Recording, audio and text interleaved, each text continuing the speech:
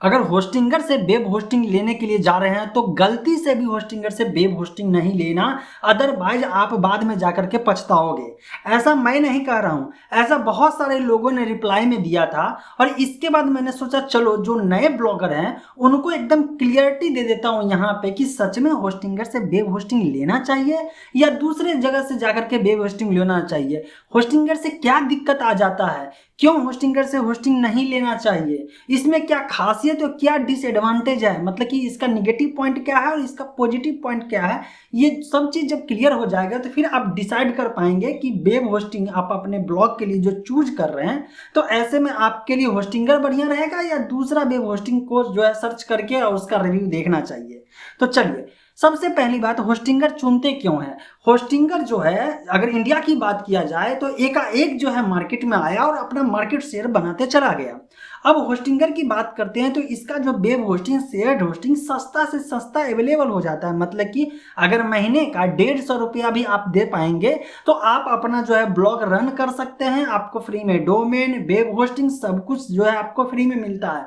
Free का मतलब है कि और सब जो सर्विस जो है प्रीमियम चार्जेस देने की बात होती है तो यहाँ पे आपको 150 रुपया महीना के हिसाब से अगर आप जो है पैकेज लेते हैं तो आपको जो है आसानी से जो है अपना ब्लॉग को सेटअप करने के लिए जगह मिल जाएगा और ब्रांडिंग भी मिल जाएगा होस्टिंगर का। ऐसे में लोग यहाँ तक आते तो हैं लेकिन इसके बाद जो है कुछ जो है टेक्निकल दिक्कतें फेस करते हैं तो वहाँ पे लोगों का शिकायत आना शुरू हो गया। लेकिन अगर बात किया जाए कि वेब होस्टिंग चूज करे या नहीं करे तो ऐसे में तो ये तो देखना पड़ेगा ना कि इसका जो मेन सर्विस है उसमें कहीं दिक्कत तो नहीं है ना। तो इसका मेन सर्विस वेब होस्टिंग के लिए जाना जाता है और वेब होस्टिंग में हम सब देखते क्या है, देखते हैं कि मेरा स्पीड जो है वो सही दे रहा है कि नहीं। मतलब कि अगर आप वेब होस्टिंग यहाँ से लेते हैं तो ऐसा तो नहीं कि जो वेबसाइट आप जो है एक तरह से रन किए हैं, मान लीजिए वर्डप्रेस ब्लॉग जो है स्टार्ट आप किए हैं, वो धीरे धीरे धीरे धीरे धीरे धीरे स्लो में चल रहा है। जैसे ही स्लो होगा तो सारे चीज इस पे जो है असर डाल देंगे, आपका ट्रैफिक भाग जाएगा, आपका एसईओ रैंकिंग नहीं होगा, आप फ्रस्ट्रेट हो जाएंगे, यूजर को एक्सपीरियंस बढ़िया नहीं मिलेगा और ओवरऑल जो है जब ट्रैफिक नहीं रहेगा तो इनकम नहीं रहेगा। और ब्लॉगिंग में आते इसीलिए हैं कि आप ज़्यादा से ज़्यादा पैसा कमा सके, क्योंकि कहीं ना कहीं देखे सुने जाने और मैंने भी बताया कि ब्लॉगिंग में पैसा कमाया जाता है और आप भी कमा सकते हैं। तो चलो, जब वेब होस्टिंग के लिए आते हैं होस्टिंगर पे तो सबसे पहले जो नए नए लोग हैं वो चुनते हैं सस्ता प्लान। अब मैं एक बात बताऊं, होस्टिंगर के पास डिफरेंट प्लान है। अगर सबसे महंगा प्लान का सर्विस सबसे सस्ता प्लान के सर्विस के बराबर रहेगा तो लोग महंगा क्यों लेगा और लोग सस्ता ही क्यों नहीं ले लेगा। कुछ ना कुछ तो अंतर होगा। क्या अंतर होगा भाई? तो जगह का अंतर होगा, स्पीड का अंतर होगा, बैंडविड्थ का अंतर होगा, इसका कंट्रोल का अंतर होगा। इसके बाद जो है बाकी जो एक तरह से कह सकते हैं टेक्निकल सपोर्ट है कि जो ज़्यादा पैसा देगा उसके लिए 24/7 अवेलेबल रहेगा और जो सस्ता से सस्ता प्लान लेगा उसके लिए अवेलेबल तो रहेगा लेकिन उतना जो है फ्रिक्वेंटली अवेलेबल नहीं रहेगा, है ना। तो ऐसे में जरा सोचिए कि अगर मैं क्लाउड होस्टिंग या कह सकते हैं कि प्राइवेट सर्वर इसके सर्विस से ले लेता हूँ, होस्टिंगर से ले लेता हूँ, तो उसका सर्विस और एक्सपीरियंस, और अगर आप सिर्फ 150 रुपया महीना के हिसाब से शेयर्ड होस्टिंग लेते हैं उसका सर्विस और एक्सपीरियंस क्या सेम होगा? नहीं ना होगा। तो इसीलिए लोगों को एक्सपीरियंस जब देखा जाए ओवरऑल तो लोग उस जगह पे गाली देते हैं जहां पे सस्ता प्लान लिए रहते हैं। अब मैं आपको रियलिटी बताता हूँ, मैं भी होस्टिंगर यूज कर रहा हूँ तो मुझे पता है कि इसका कमी क्या है और इसमें अच्छाई क्या है।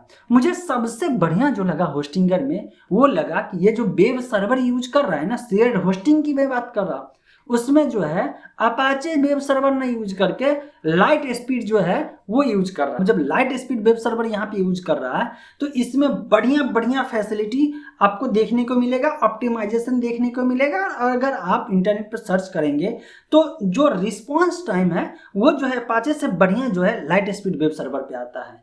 तो ऐसे में अगर आप शेयर्ड होस्टिंग से शुरू भी किए हैं तो आपको एक्सपीरियंस बढ़िया मिलेगा होस्टिंगर के वेब सर्विस से। ऐसे में अब आप कहेंगे यार तो लोग गाली क्यों देते हैं, तो देखिए क्या होता है, जो नए ब्लॉगर होते हैं उनको टेक्निकल दिक्कत बहुत ज़्यादा होता है। टेक्निकल का मतलब है कि domain, web hosting, setup, adjustment, कुछ ऐसा दिक्कत आ गया जो जानकारी नहीं है क्योंकि इस फील्ड में एक्सपर्टाइज नहीं है। अब ये लोग जो है सपोर्ट के लिए जब खोजते हैं तो इनको तुरंत में सपोर्ट चाहिए, वो सपोर्ट नहीं मिल पाता है, तो इसके लिए लोग गाली देते हैं।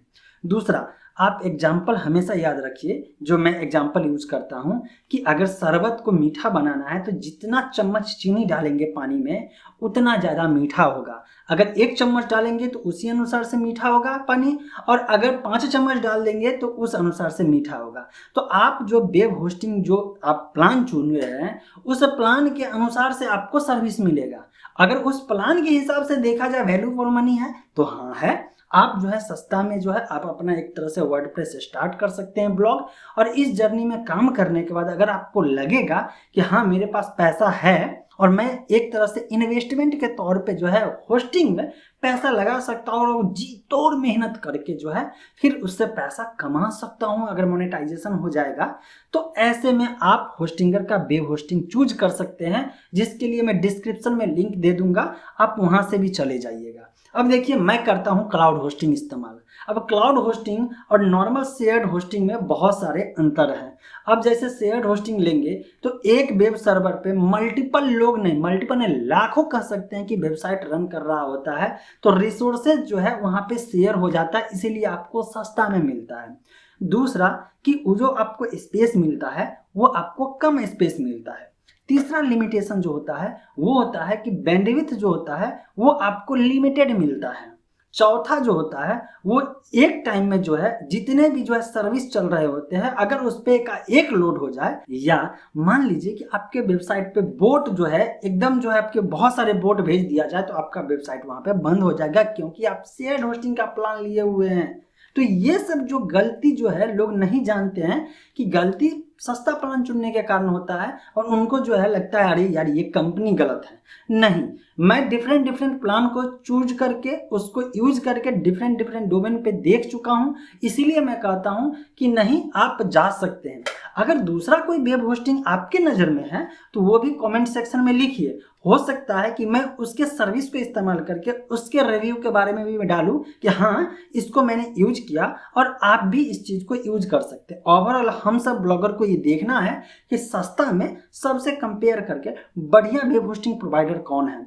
एक समय था कि होस्ट गेटर जो है मार्केट में छाया हुआ था इंडियन मार्केट पे, आज जो है होस्ट गेटर इधर गया और इधर जो है होस्टिंगर आ गया। तो एक न एक दिन जो है कोई कंपनी आएगा, एक दूसरे से कंपटीशन करेगा और जो बढ़िया बेहतर सर्विस देगा हम सब ब्लॉगर को वहां पे स्विच कर देना है। सीधी सी बात है, फालतू का पैसा किसी को नहीं देना है।